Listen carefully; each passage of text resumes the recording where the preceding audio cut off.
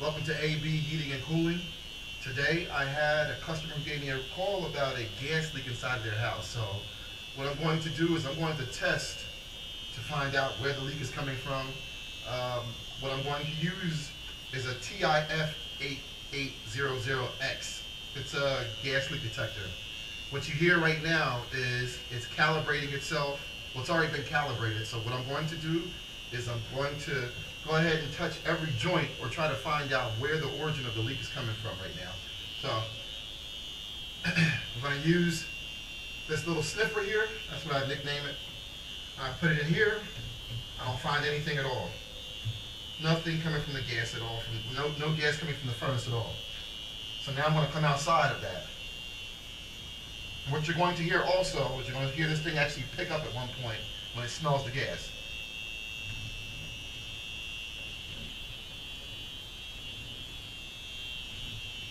If you notice, it hasn't changed yet. Got a leak.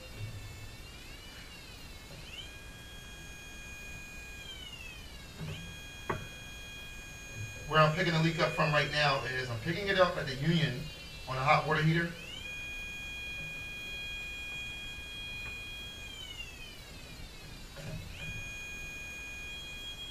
I'm going to check up higher just to check the rest of the other fittings I have here, just to make sure everything's fine on that note as well.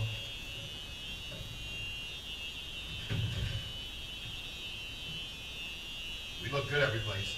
The only place I have a problem, right, that union right there. So now what I'm going to do is I'm going to walk outside. I'm going to shut off the gas meter because the shut-off valve is after where the gas meter is. So if I start breaking that pipe apart, then obviously I'm going to have a whole lot of gas pumping in at the point. You know, I won't be able to stop unless I go outside and take care of it. So what I'm going to do is go outside, shut the gas meter off. I'll have you follow me out there real quick. Again, I do not recommend just anybody doing this. You want to have somebody who's licensed and knows what you're doing to do this kind of work.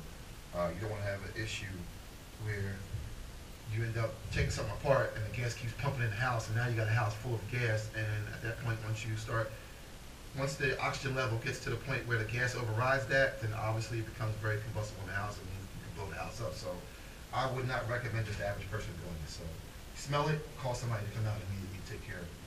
All right, we're going to go outside and take a look and see what we got going on out there and shut that meter off. What I'm going to do is I'm going to go ahead and shut off the gas feeding into the house.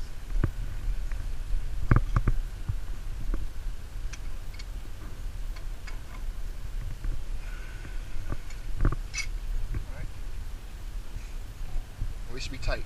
Now the gas from this point going to the city, we've stopped it from coming into the house at this point. So what I'm going to do is I'm going back inside.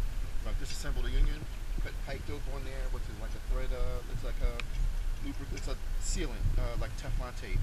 But what it is it's in a paste form. I'm going to put that on the threads. That's going to stop the gas from leaking out to the house at that point. All right, what I noticed was immediately when I started taking the union apart, I noticed that there was no pipe sealing on there at all. You have to have the pipe thread sealing on there, or you're going to have some kind of leak coming through the threads at that point. So I'm pulling this thing off. I don't know if the cameraman can get a little closer just so you can see. You should see a lot of times it's white. I have a blue paste that I use now, got from the plumbing supply, my local plumbing supply. But there's nothing on this at all. It's completely empty. It's completely dry. So what I'm going to also do is I'm going to take the bottom one off as well to see just what's going on there.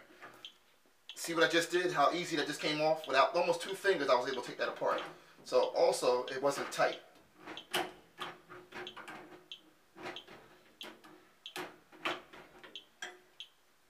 Let's see what we have here. I see some white stuff down there. Again, that's completely dry. Nothing on there at all. It was like it was just put right on without anything on there at all. What I did now is I put my thread sealant on there. This is real simple. Just going around the threads here. Don't really want it falling inside of there, even though you have a drip leg there. You don't want it falling in. A drip leg is designed to catch, when you get the gas coming in from the city, sometimes you're susceptible to having deposits falling in through the gas. So you don't want it getting hung up inside the gas valve itself. So a lot of times it's going to fall down and fall into this thing called a drip leg. That's supposed to be on every appliance that's getting fed gas. It's real hard sometimes to do it with dryers and stuff like that. And a lot of us, and I say a lot of us because a lot of guys I know don't do it on dryers, but we're supposed to do it on everything because you don't want anything, you don't need anything getting hung up causing that gas valve when it closes not to close 100% like it's supposed to. So drip legs are extremely important. Notice there's a drip leg here on the furnace. What that does, again, comes down, falls through here, boom. Any dirt stays down here.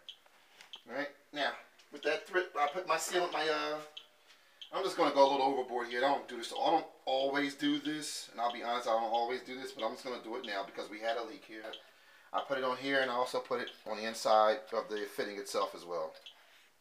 Like I said, this is overkill doing it on the fitting, but I'm going to do it. Alright. And now I'm going to just put it back on there. Almost forgot something here. That goes to the top.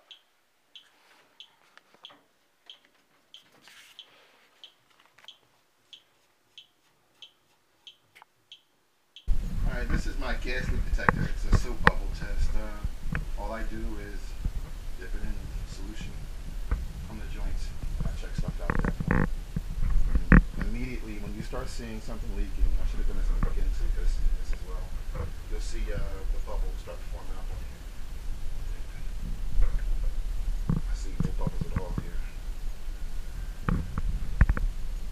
You know what I say, when I put these things on here, you know immediately if you have a leak.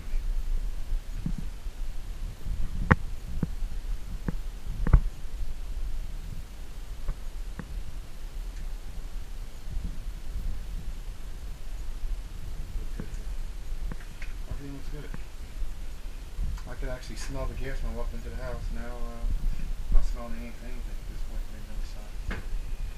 Got it. You have any questions? Again, AB Heating and Cooling. Phone number is area code 856-207-9298. Our website, abheatingandcooling.com. Thanks for visiting again. Get a chance to check out the rest of the videos that we have online.